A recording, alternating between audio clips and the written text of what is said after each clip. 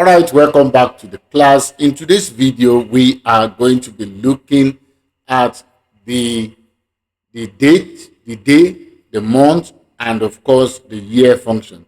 These functions are date functions.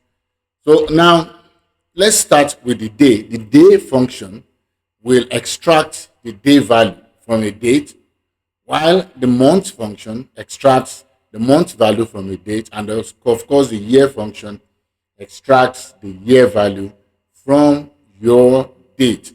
So these functions are very useful for finance, for analytics, and of course sales and tax. Sales tax.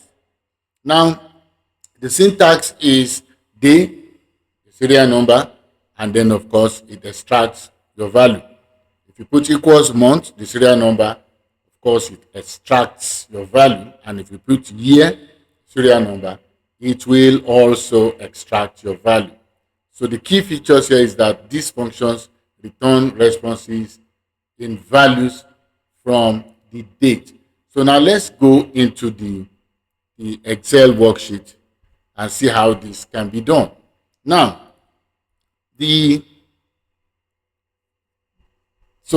this particular set of dates, let's say we want to extract the month from the day from this. We put equals day, and then we select the value, and then it gives us the day. So if you copy down, so let's say this is day.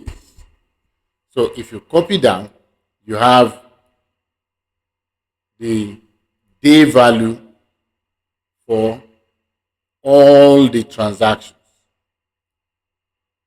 Okay, that is the day.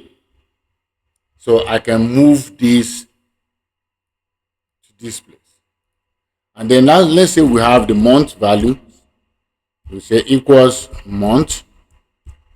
You open your bracket, you select the date, which is the serial number. You hit the enter key. Then if you double click, you have your month value. Okay. And then if you want the value for the year, you put equals year, and then of course your date value, and then it gives you the year. So if we have 2 years here, then you will see the value spanning into the second year, or whatever we have. Okay, so now let's say we want to make a small analysis, and we want to get the total of all sales in the month of January. Okay, in the month of January. So we are going to say equals sum if. So what's our range? Our criteria range is the month. Okay, so we pick that.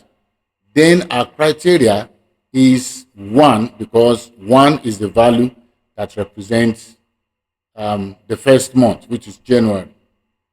And then what is the sum range is where we have the values we want to sum. And so when we hit the enter key, we have all the total sales for the month of January. So as you can see, if we want for February, we are just going to use the same pattern. We're just going to change the value here, which is the second month. And that's the total sales for the second month. So you can see that with this value, we're able to do that. So even if we want to do by the total for per year, let's say the year goes across beyond just a single year, you can also do that using the sum if to achieve your value. And you want to have the sales, total sales of a particular sales for a particular day, maybe all 10th, okay, or maybe all 16th, but mind you, it's going to be for all the values that it can find here. So it may not be reasonable for the day value. But for something like month or year, where it spans across years or number of months, you can easily use that to get your value. Okay, get your value. So you can also automate this by itemizing your criteria in a specific order.